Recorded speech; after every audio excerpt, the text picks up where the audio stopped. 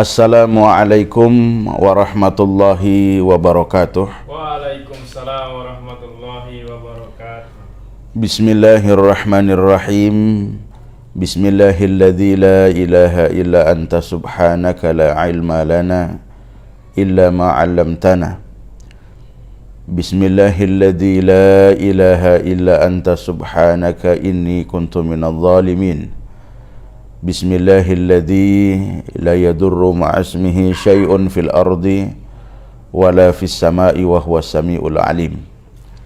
Alhamdulillahi rabbil alamin.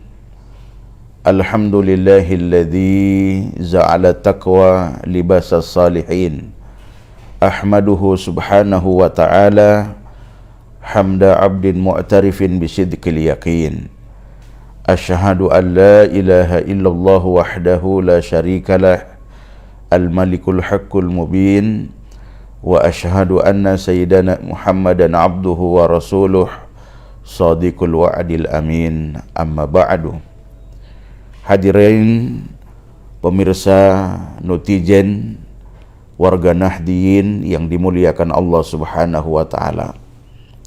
Pada kesempatan malam yang mubarakah ini, di hari-hari Sya'ban yang mulia ini, mari sama kita bersyukur kepada Allah sampai dengan saat ini kita masih diberi oleh Allah kesehatan dan kesempatan untuk bisa bersua dalam keadaan sehat walafiat. Salawat dan salam sama kita haturkan kepada junjungan kita Nabi Muhammad sallallahu alaihi wasallam. Semoga limpahan berkah dan syafaat beliau akan sampai kepada kita sekalian, umat di akhir zaman, amin ya rabbal alamin. Hadirin yang dimuliakan Allah Subhanahu wa taala, di antara perintah di dalam Al-Quran yakni perintah berjihad. Inilah topik kita pada malam hari ini, karena di beberapa tempat kejadian yang beberapa tahun terakhir yang sering dikaitkan dengan masalah jihad, yang terkadang jihad itu pun selalu dilekatkan dengan agama Islam, karena memang agama yang menggunakan istilah jihad ini adalah agama Islam.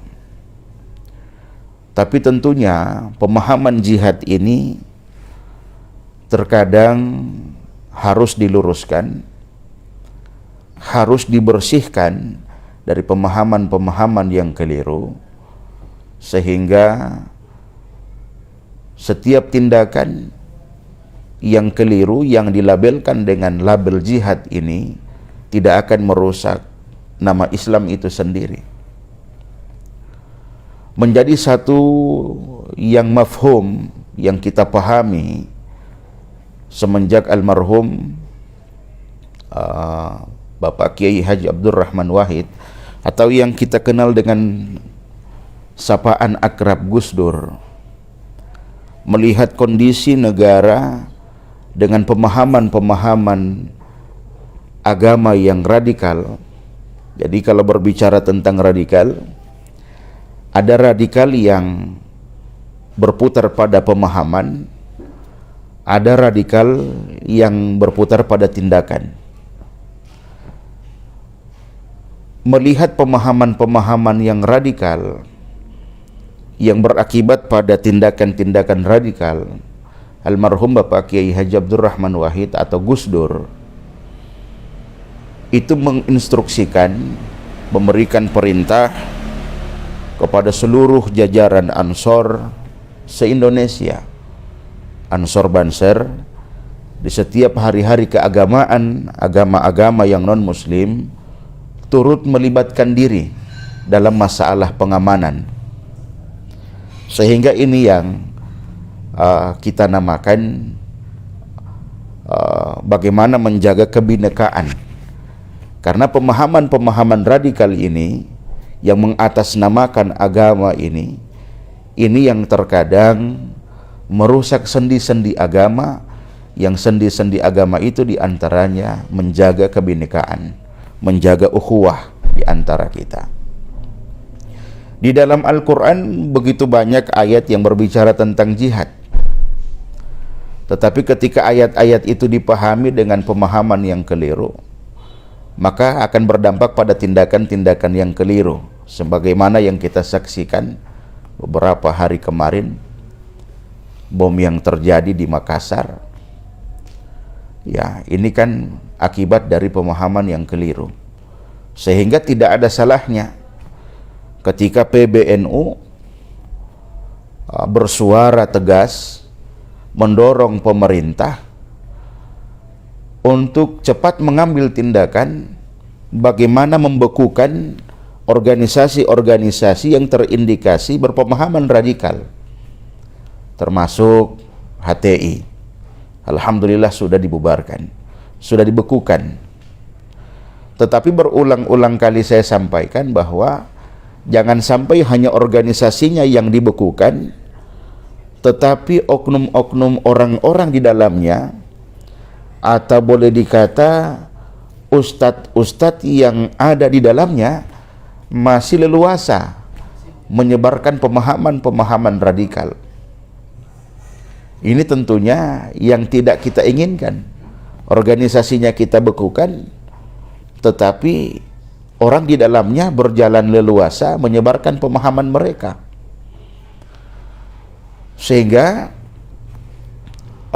sebagai organisasi Islam tertua, sebagai organisasi Islam yang sudah matang akan berbagai macam peristiwa-peristiwa yang berada di negara ini, NU bergerak cepat membendung pemahaman-pemahaman radikal. Karena sejarah berulang. Kita kalau berbicara tentang sejarah, sejarah berulang. Ketika Al-Quran dipahami dengan paham yang keliru, mengakibatkan seorang sahabat Sayyidina Ali karamallahu wajhah dibunuh.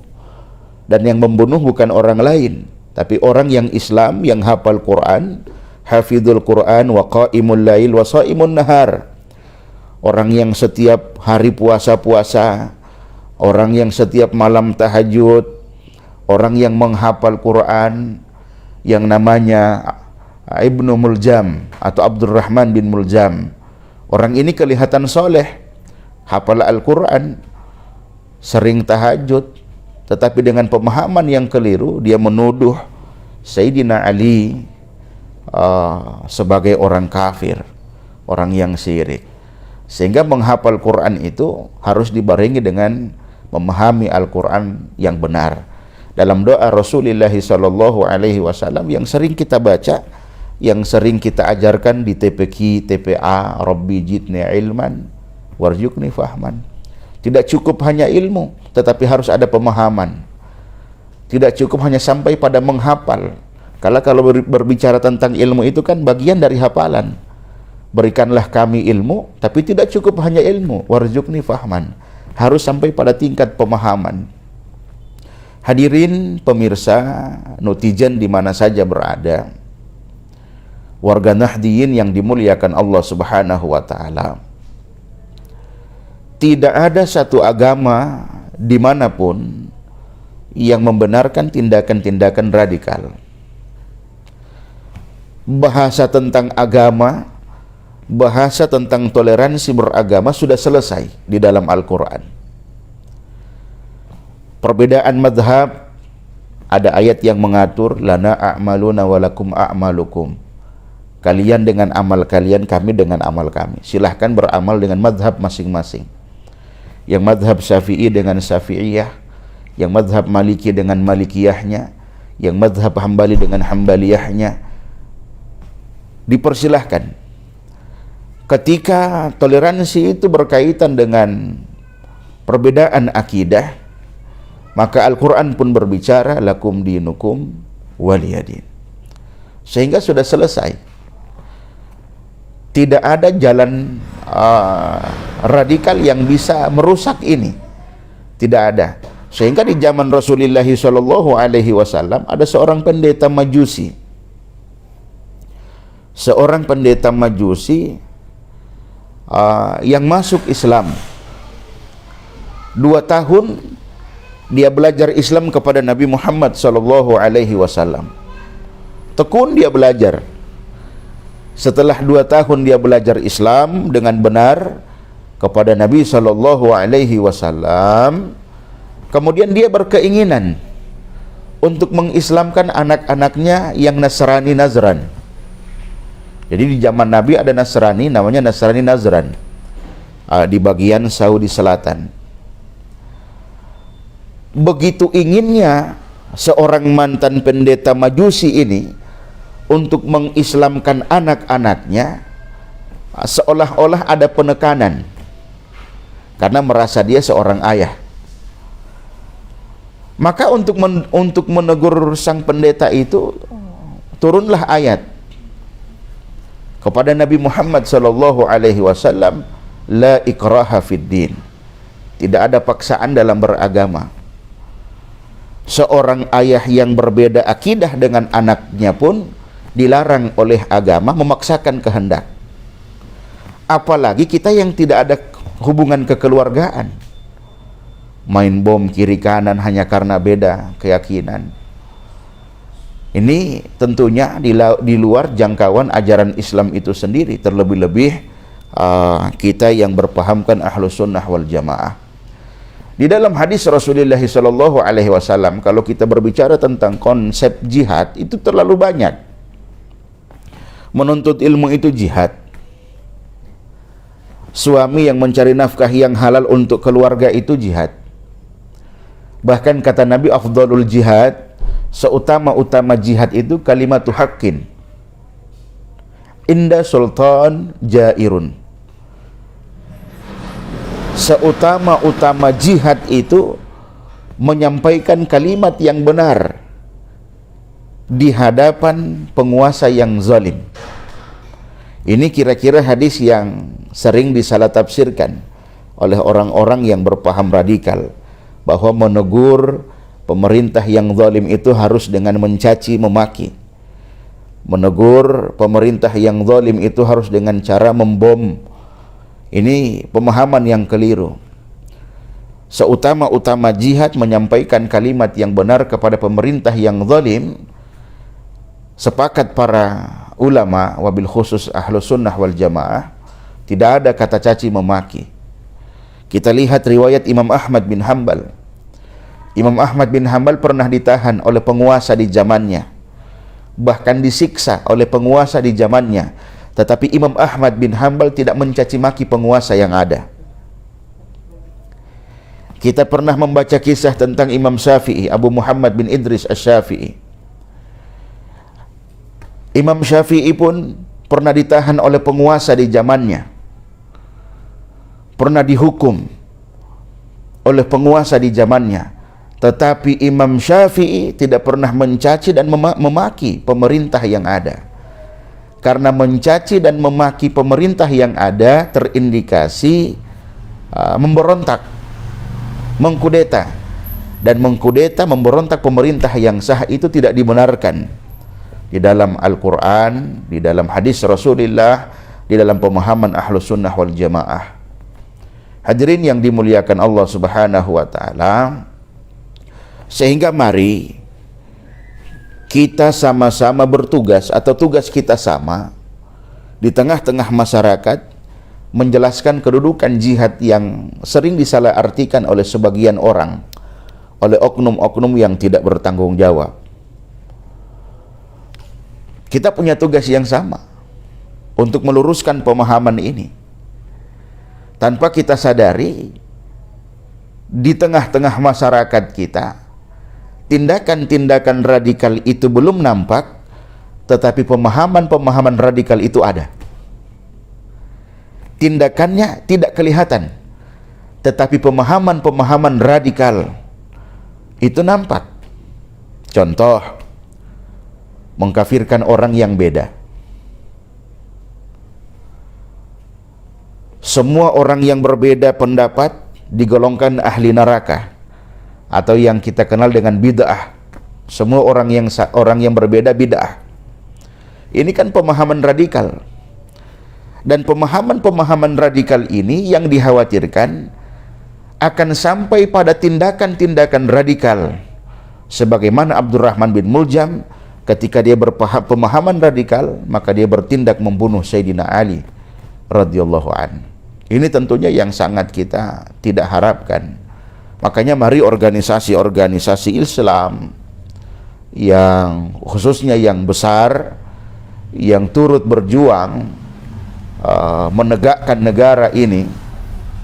Di sana ada NU, di sana ada Nahdlatul Wathon, termasuk Muhammadiyah. Mari kita sama-sama meluruskan pemahaman-pemahaman ini di tengah-tengah masyarakat kita. Karena jangan sampai kalau kita lihat strategi pemahaman-pemahaman radikal ini, kebanyakan yang direkrut itu anak-anak muda di kalangan usia-usia remaja, SMA, sederajat, di kalangan usia-usia mahasiswa. Sehingga kejadian yang kemarin kita lihat seorang wanita yang dengan begitu berani menyerang markas kepolisian Republik Indonesia dengan alasan agama, padahal pemahaman agamanya sangat-sangat keliru. Hadirin yang dimuliakan Allah Subhanahu wa taala, dalam Al-Qur'an disampaikan oleh Allah, wajahidu bi amwalikum wa anfusikum fi sabilillah. Berjihadlah kalian dengan diri kalian, berjihadlah kalian dengan harta kalian di jalan Allah. Tentunya ini bisa kita artikan dengan pengertian yang benar, berjihad dengan diri, dengan apa yang kita mampu, dengan apa yang kita bisa, tanpa harus merusak. Karena membuat kerusakan di muka bumi sesuatu perbuatan yang tercela, yang tidak disenangi oleh Allah. Berjihadlah dengan hartamu. Banyak fakir miskin yang harus kita bantu, banyak anak-anak sekolah yang putus sekolah hanya karena tidak punya ekonomi yang mapan. Maka berjihadlah dengan uangmu, dengan hartamu, perbaiki ekonomi di sekitarmu. Maka ini bernilai ibadah di hadapan Allah Subhanahu wa taala. Yang terakhir, pada kesempatan yang mulia ini menjelang Ramadan, Rasulullah sallallahu alaihi wasallam didatangi oleh anak muda. Ya Rasulullah, bolehkah aku ikut berjihad? Karena pada saat itu Nabi sementara mempersiapkan pasukan. Ada satu peperangan yang harus dihadapi. Anak muda itu melihat Nabi mempersiapkan pasukan, para sahabat. Anak muda itu datang kepada Nabi, ya Rasulullah, bolehkah aku bergabung dalam pasukan jihad ini? Nabi bertanya kepada anak muda itu, wahai anak muda, apakah orang tuamu masih ada? Maka anak muda itu berkata, ya Rasulullah, ibuku masih ada. Aku masih punya seorang ibu. Maka kata Nabi, pulanglah engkau ke rumah, berbaktilah kepada ibumu, senangkan hati ibumu, gembirakan hati ibumu, layani ibumu dengan sebaiknya, maka itu jihad bagi seorang anak. Ketika pulang dari perang Badar, perang yang sangat besar dalam sejarah Islam, Nabi berkata kepada para sahabat, kita baru pulang dari perang yang kecil menuju perang yang besar. Mendengar ungkapan Nabi ini, sahabat pun diam, kebingungan. Kita baru pulang dari perang yang kecil, padahal perang ini perang yang sangat besar.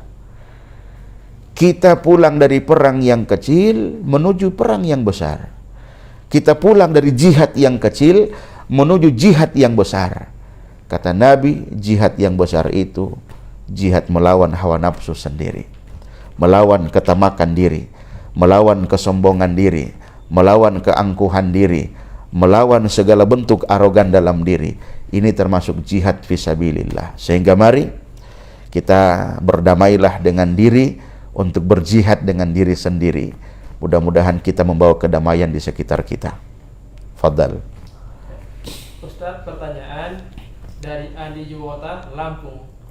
Andi Juwota, Lampung. Ustadz, tema malam ini relevan dengan fenomena pemboman saat ini. Ironisnya, kenapa Islam dan surga menjadi motivasi utama untuk berjihad? Mengapa demikian? Ya, terima kasih dari Lampung. Semoga dalam keadaan sehat walafiat. Amin ya rabbal alamin. Sebenarnya bukan masalah surganya, tetapi orang yang diajak untuk berjihad, orang yang tidak punya pemahaman tentang surga. Dan sudah dijanjikan surga. Sudah dijanjikan surga. Iya kan? Seperti ada orang yang ketika dijanjikan makanan, yang terbayang di otaknya makanan itu soto, yang terbayang di otaknya makanan itu mie instan, tetapi tiba-tiba yang muncul ayam bakar. Nah, jadi ini pemahaman-pemahaman yang harus diluruskan, ya. Karena agama itu, sebagaimana kita ketahui, bahasa Al-Quran itu bahasa yang sangat luas. Al-Quran tidak hanya berbicara tentang hukum, ahkam, tetapi Al-Quran berbicara tentang sejarah. Sejarah para nabi, sejarah Ashabul Kahfi, sejarah Nabi Khidir, dan lain-lain. Al-Quran pun tidak hanya berbicara tentang jihad. Al-Quran pun berbicara tentang berbakti pada orang tua, wabil walidaini ihsana. Sehingga jihad itu terlalu luas untuk dibahasakan dalam agama. Terlalu luas dibahasakan dalam agama. Lalu janji-janji surga inilah yang dibawa oleh oknum-oknum yang tidak bertanggung jawab disodorkan kepada orang-orang yang punya semangat tinggi belajar agama, tetapi salah tempat belajar. Salah tempat belajar. Makanya sering saya sampaikan, ketika agama itu dipelajari di pintu yang salah, maka hasilnya akan merusak. Hadratus Syekh Kiai Haji Hasyim Asy'ari kan sudah berpesan, jangan kalian ambil ilmu dari selain ulama. Karena mengambil ilmu agama dari selain ulama seperti mengambil satu barang dalam rumah tapi tidak melalui pintu. Tidak melalui pintu, lewat jendela. Orang kalau ambil barang di rumah orang lewat jendela, itu namanya mencuri. Maka seperti itu kaidah dalam menuntut ilmu. Ilmu itu ada pintunya, dan pintunya ilmu di zaman ini ulama. Ulama. Makanya kita harus memperhatikan siapa yang kita anggap ulama. Tidak semua orang berserban itu ulama. Penjual obat pun berserban. Iya kan? Iya, begitu. Jadi harus hati-hati. Ada? Yang kedua dari Grace Marcel Sleman Yogyakarta. Subhanallah. Grace Marcel Sleman Yogyakarta. Permisi Ustadz, saya adalah Nasrani agamanya. Kenapa pelaku jihad itu atau teroris condong ke tempat-tempat ibadah, contohnya gereja dan masjid itu sendiri? Iya. Baik, terima kasih Yogyakarta, saudara sebangsa yang turut ikut dalam pembahasan malam hari ini. Memang isu yang paling sangat mudah diangkat itu ketika berbicara tentang rasis. Ya, itu sangat mudah dari zaman ke zaman. Dari zaman ke zaman kita pernah membaca tentang kisah perang salib. Perang salib itu kan tentang tempat ibadah, tentang perpustakaan agama. Dan itu berulang. Kenapa? Karena ini mudah mengambil perhatian orang banyak. Dan itu tujuan mereka. Para teroris itu punya tujuan untuk itu. Kenapa mereka ingin diperhatikan? Karena mereka ingin menimbulkan rasa ketakutan. Sehingga umat beragama di bangsa ini saling curiga. Oh, Islam ini. Ini yang diantisipasi oleh almarhum Kiai Haji Abdurrahman Wahid Gusdur, memberikan perintah kepada Ansor Banser seluruh Indonesia. Kegiatan keagamaan sama-sama menjaga keamanan. Kenapa? Untuk menghilangkan image bahwa teror itu Islam. Nah, setelah Banser Ansor turun dengan instruksi Kiai, karena instruksi Kiai itu kalah presiden. Kalah. Kalau di Ansor itu kalah presiden dengan instruksi Kiai. Ansor dibully, Banser dibully. Tapi ketika gereja dibom, mereka simpati. Mereka simpati gereja dibom, tapi tidak simpati kepada Ansor Banser yang menjaga gereja. Padahal bentuk simpati itu kan ada pada Ansor Banser, turut menjaga keamanan. Ini makanya tugas Ansor Banser ke depan lebih berat. Wabil khusus rumah besar NU ini akan lebih berat karena sebagaimana analisa orang-orang para sesepuh NU ya, ketika NU itu melemah maka negara ini mudah mereka kuasai. Maka NU tidak boleh lemah. Banser Ansor sebagai pasukan di depan harus lebih kuat. Karena semua kalau NU lemah, maka mereka akan mudah menguasai negara ini. Maka tidak boleh, karena tentunya sebagaimana berita-berita yang ada, para teroris itu ada penyokong dana. Tidak mungkin mereka bisa beli bom, menyediakan bahannya, tidak ada anggaran. Nah, maka kita harus bekerja sama sesama organisasi yang cinta tanah air, sebagai Islam yang rahmatan lil alamin, sebagai organisasi yang dari awal pondasi negara ini dibangun untuk sama-sama menjaga negara ini, menjaga nasionalis, menjaga keagamaan. Ya. Ada lagi dari Naura Helmi Ternate. Naura Helmi Ternate. Ustadz merespon penjelasan dari Ali Imron, mantan pelaku teroris. Oh iya, iya. Bahwa pemahaman radikal itu bisa dikendalikan oleh NU dan Muhammadiyah. Iya. Dalam artian ketika ngaji di NU dan Muhammadiyah tidak ada namanya pemahaman radikal menurut Ali Imron. Nah, jadi menurut Ustadz, karena Ustadz sebagai orang NU, kira-kira bagaimana kurikulum dari NU itu sendiri sehingga tidak ada dari kalangan NU atau santri NU menjadi teroris? Kurikulumnya seperti apa kira-kira? Ajarannya seperti apa? Kurikulumnya itu kurikulum Al-Quran dan Sunnah yang dipahami dengan benar. Maka Profesor Dr. Kiai Haji Romo Said Agil Siraj dengan tegas mengatakan orang-orang santri NU tidak mudah terpapar paham radikal sampai dengan saat ini. Kenapa? Karena kurikulumnya jelas, Quran hadis yang dipahami dengan benar. Quran hadis yang dipahami dengan benar. Coba kita bayangkan orang-orang di luar NU, orang-orang di luar NU sesama Islam saja mereka musuhi.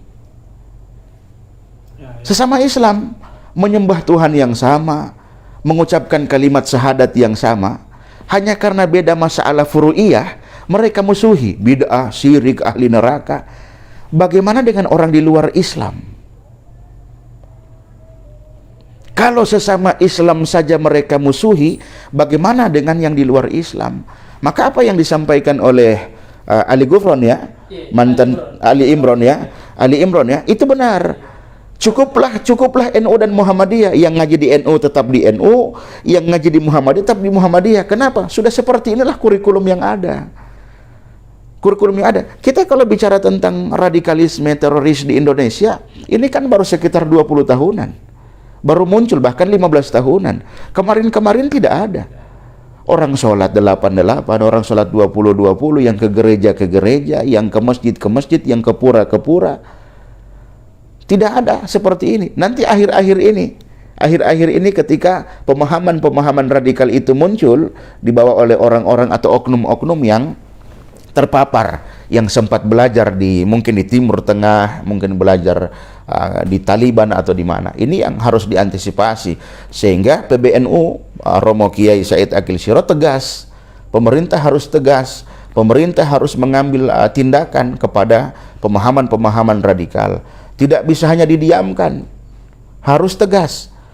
Makanya saya sampaikan tadi, ketika kita membekukan HTI karena terindikasi radikal, terindikasi memberontak, bukan hanya organisasinya yang kita bekukan, dai-dai mereka, ustadz-ustadz mereka pun harus kita bekukan. Guna apa organisasi kita bekukan? Tapi dai-dai mereka menyampaikan ajaran mereka di mana-mana, ceramah di mana-mana, dan itu kenyataannya. Ini yang mengkhawatirkan ke depan, karena sasaran mereka yang paling mayoritas adalah anak-anak muda. Terakhir Ustaz. Ya. Dari Saleh Mustamin Mojokerto. Saleh Mustamin Mojokerto. Ustaz, kenapa sebagian yang kita lihat di televisi bahwa ada orang alasan jihad dengan teriak-teriak Allahu Akbar. Nah, padahal jihadnya itu sedikit melenceng bahkan dari syariat-syariat Islam, termasuk kekerasan. Nah, Ustadz, kenapa NU itu berbeda? NU saat misalnya protes tidak pernah teriak dengan Allahu Akbar, itu kenapa? Iya. Ya, karena Allahu Akbar. Saya ingat almarhum Al-Maghfurullah Kiai Haji Zainuddin MZ ketika datang ke Gorontalo. Saya termasuk orang yang sowan ke beliau.